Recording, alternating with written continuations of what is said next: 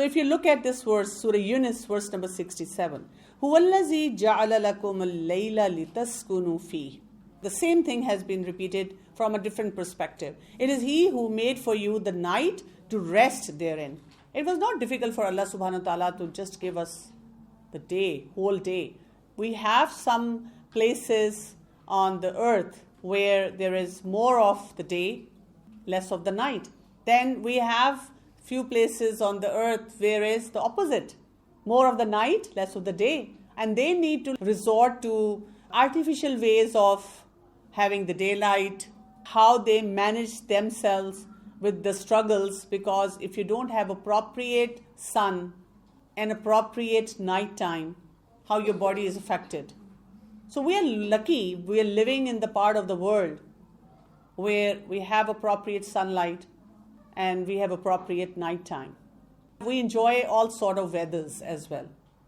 And then, وَالنَّهَارَ مُبْصِرًا, and the day giving sight. إِنَّ فِي ذَلِكَ لَآيَاتٍ لِقَوْمٍ يَسْمَعُونَ. Indeed, in that are signs for the people who listen. Again, listening. That means whenever people are giving you tips related to your daytime activities, your night activities, you should be listening. You should not turn off or switch off or change the channel. You should be listening. And then, وَالنَّهَارَ مُبْصِرًا. Nighttime you rest, and at the daytime you can look around and you can make plans for achieving many things. Then Surah Furqan, verse number 47. وَهُوَ الَّذِي جَعَلَ لَكُمُ اللَّيْلَ لِبَاسًا وَالنَّوْمَ سُبَاتًا وَجَعَلَ النَّهَارَ نُشُورًا. And it is He who has made the night for you as clothing and a sleep for means for rest, and has made the day a resurrection. Nighttime when we sleep, it is also an indication for us about when we'll all be dead and how we'll be raised. Because a lot of time when we are in our deep sleep, we don't know what's happening around us. Like you're sleeping and your sibling came and took your picture. And the most weird way, how your eyes are closed and your mouth is little open and you have this weird body posture, and now they're blackmailing you.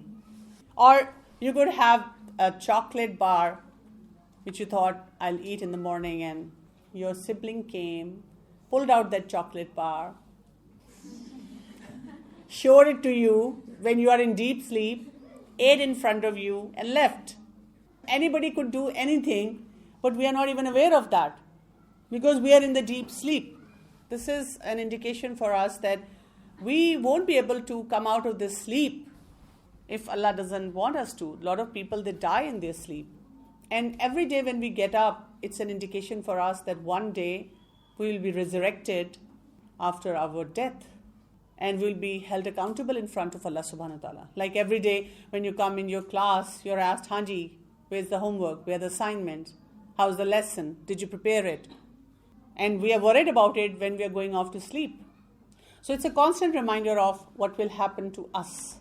Then we have Surah Zumar, verse number 42. Allahu yatawaffal anfus hina mautiha wallati lam tamut fi manamiha فَيُمْسِكُ الَّتِي قَضَى عَلَيْهَا الْمَوْتِ وَيُرْسِلُ الْأُخْرَى إِلَىٰ أَجَلٍ مُّسَمًّى إِنَّ فِي ذَلِكَ لَآيَاتٍ لِقَوْمٍ يَتَفَكَّرُونَ. Allah takes the soul at the time of their death, and those that do not die, He takes during their sleep. Then He keeps those for which He has decreed death and releases the others for a specified term. Indeed, in that are signs for a people who give thought. What does the ayah tells us? We talked about the gratitude, shukr, listening, and now it is the people who do yatafakkarun, the people who give thought, the people who ponder, the people who don't give, as I said, illogical logic. They don't reject Quran and Sunnah and sciences. Because a lot of time when I'm talking to youngsters and they're like, I'm not very religious. I said, okay, are you scientific? Yeah. Then what does the science say? You can even Google. Oh, I don't believe in Google. What do you believe in then? Let me take you to sleep expert. Let me take you to a doctor who will tell you about junk. Yeah, I have a question. Didn't the prophets stay up praying? Yes. We'll talk about that, inshallah. Prophet did stay up at night praying. Especially like in Ramadan, we used to go for Tarawih, we used to stay for like 2. Prophet used to get up for tahajjud. He will be having longer hours praying. Even in Ramadan, we stay up for Qiyamul Layl. It's a healthy activity.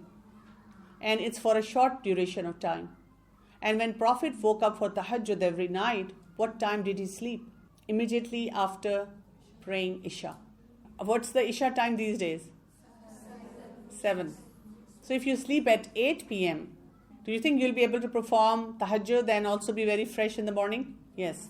Because our perception is sleep at 12, then waking up for tahajjud, obviously I'll be very sleepy the whole day. In Ramadan, because you are spiritually well connected, so when we do a healthy activity for shorter duration of time, it helps us compensate from the other areas. So there's also a saying, Khuat bin Jubair, Radhiyallahu anhu, he said, sleep in the initial part of the day is ignorance. In the middle part is like a practice. What is that? Qailula. And what is the duration of Qailula? Not more than 30 minutes. Usually what I do is when I need to have Qailula, I keep the lights on, I keep my door open, and I set alarm for about 20-25 minutes. Because if it's pitch dark and it's all out and I'm like, I'm tired, so then I'll be in deep sleep for a longer period of time. And a lot of time our parents, they don't wake us at that moment is because they're like, she's going to attack me. Subah se pad rahi hu, subah ki uthi hui hu. I need to sleep. Can't you see I'm sleeping? So that is why sometimes our family members, they can see that if you're sleeping in the evening time for 2 hours, 3 hours, obviously you're going to be up at night time. So Allah subhanahu wa ta'ala wants us to rest, give rest to our body. The recommended time is before Asr. As a doctor, as a pediatrician, a lot of time when the mothers, they complain about the kids, younger kids, school-going kids, that they don't sleep on time. So I usually ask their routine. I see that many mothers, what they do is they put their kids to sleep for like 2 hours or more than that time when they come back from school. So obviously the kids won't be sleeping early.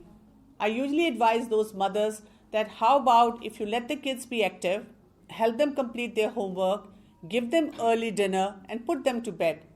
So they will have good sleep. You will also get quality time with your husband and also winding up the house.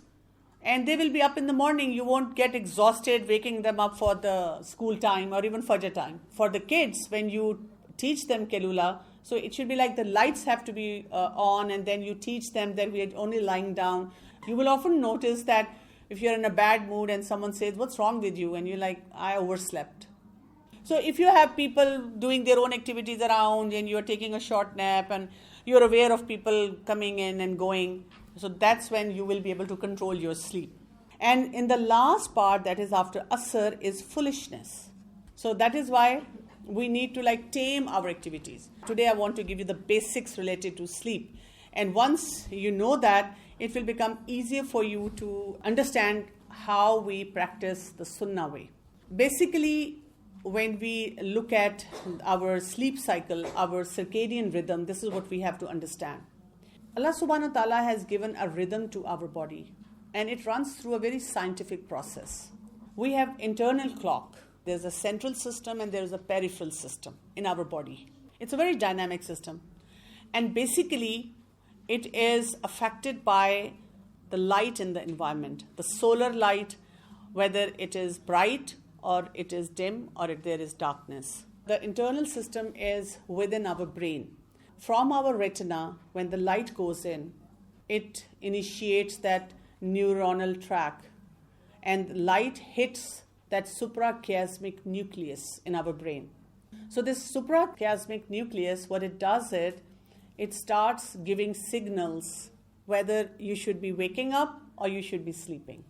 Then at the very same time, what happens is there is a pineal gland which secretes melatonin.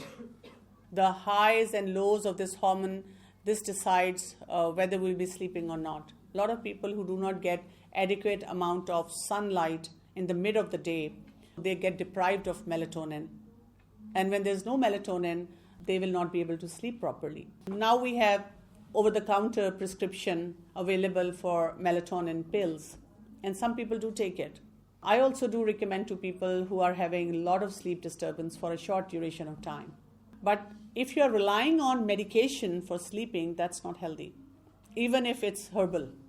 What is recommended is if you have a lot of sleep disturbances, yes, you can take melatonin for a short duration of time. And meanwhile, you work on the natural ways of increasing your melatonin. And you can read about it. What are the times when you should be getting sunlight? Like in the morning hours, why we are not able to sleep? Because there is sun. That sunlight, when goes inside, it suppresses melatonin secretion. Because Allah subhanahu wa ta'ala has created this system in such a manner that then we are up. The peripheral system in our body that usually works mainly through adrenal gland.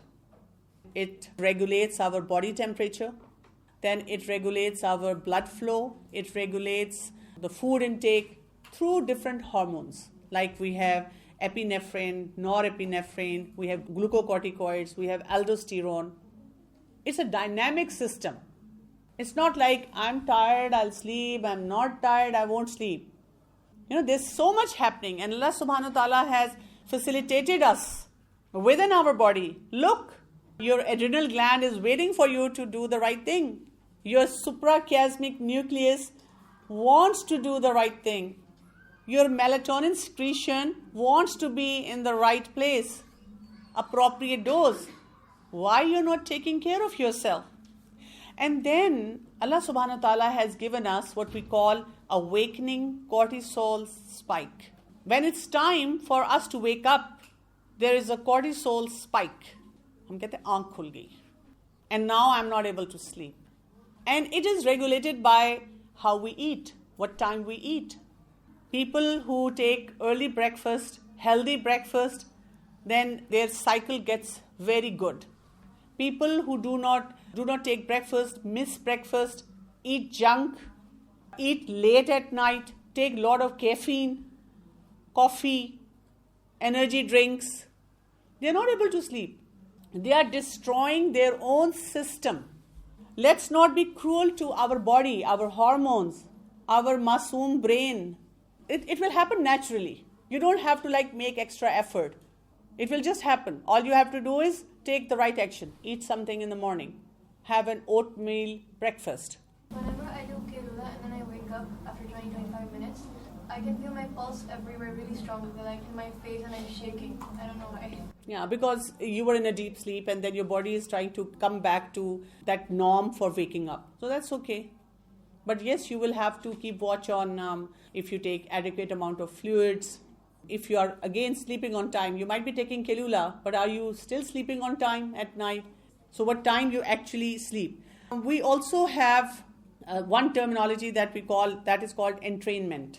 Usually what the experts have seen that this biological clock is set at 24.2 hours. What does that mean?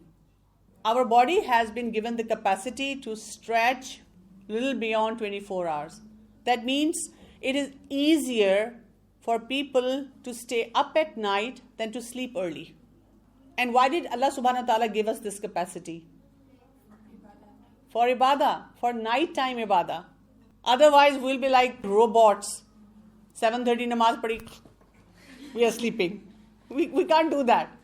We can stretch beyond a certain point. But what do we stretch for?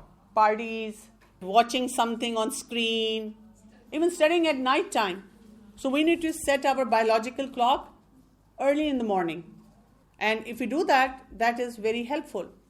Then you also need to understand, and I would also advise you to look into the cycles of sleep. As a Quran student, we must read about it. It's so amazing. Like first 10 minutes is called light sleep, which is also known as non-rapid eye movement sleep. And this is the sleep when you're not able to sleep, you're a little restless, you're rolling your eyes. There is also muscle twitching. Sometimes you feel like, oh, I'm falling someplace. You are tossing and turning in the bed. And then gradually you move into the second phase of sleep, that is for next 20-25 minutes. 40 to 50% of the sleep is there. You have progressed. And this is the time when our core body temperature goes down. our peripheral body temperature goes up, then our blood pressure is low, and temperature of the body is low. It's a natural process which will automatically happen. Then we go into the deep sleep. And once we are in the deep sleep, it is difficult for anyone to wake us up unless they have to actually shake us. And the breathing is the slowest.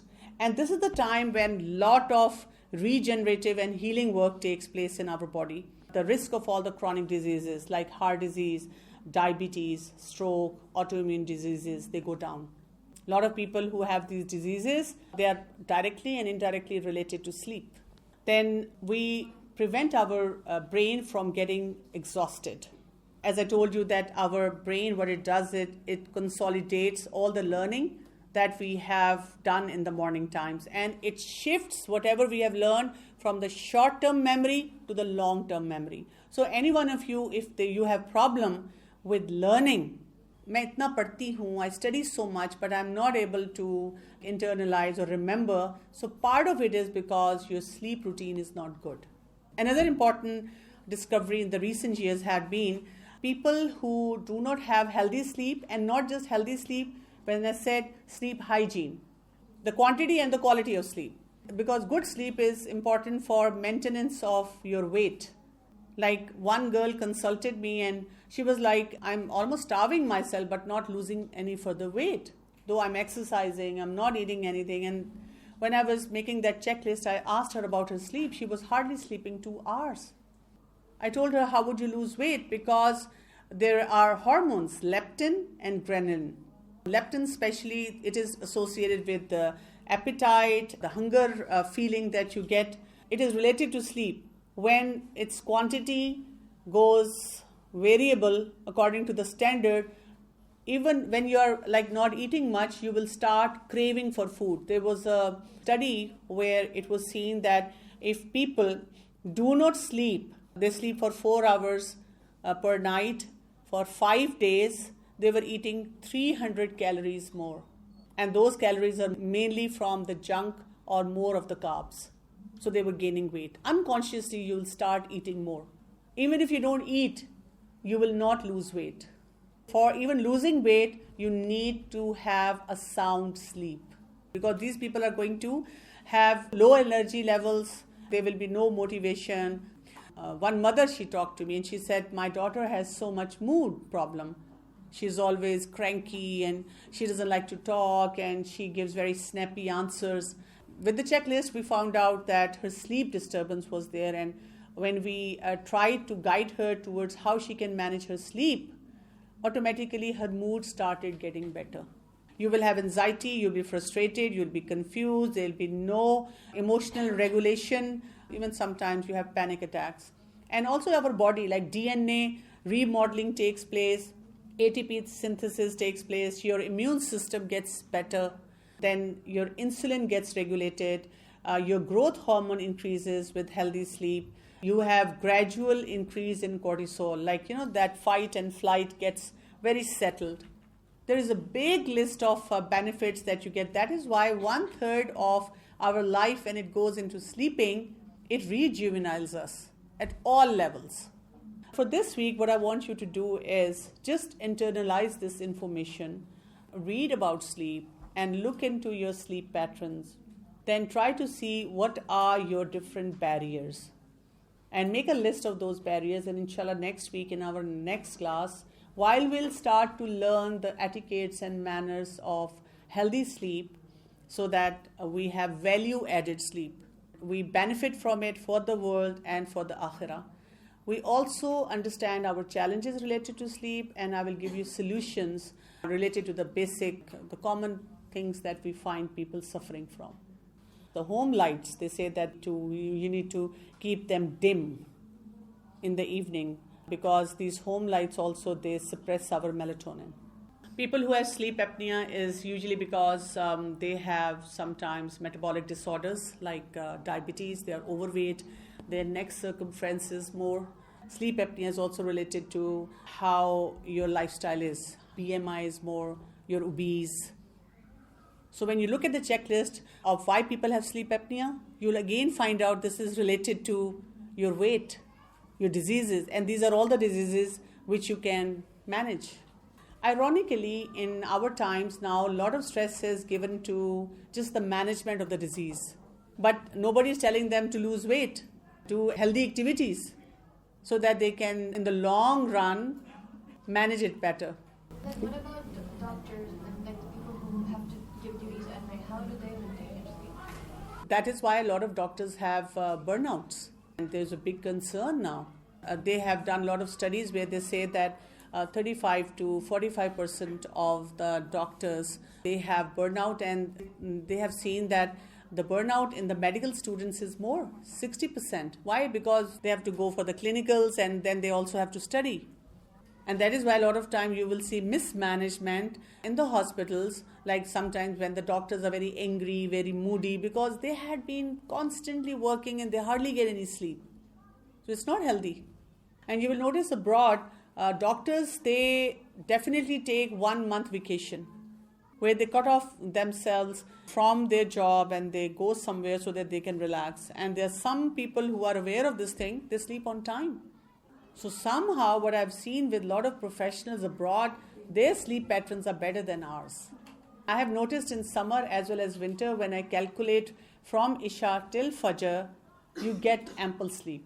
What's the recommended duration of sleep? The recommended duration of sleep for your age is about 8 to 9 hours. For my age is 7 to 8 hours. For the newborns is about 14 hours. So the midday is the time when you get the sunlight, and that's the time when your melatonin will start getting better. But when we need sunlight for vitamin D, that is for 30 to 40 minutes from 10 a.m. to 3 p.m. And the darker the skin you have, the more exposure you should be giving. Subhanak Allahumma wa bihamdika ashhadu an la ilaha illa anta astaghfiruka wa atubu ilayk. Assalamu alaikum wa rahmatullahi wa barakatuh. Wa alaikum assalam wa rahmatullahi.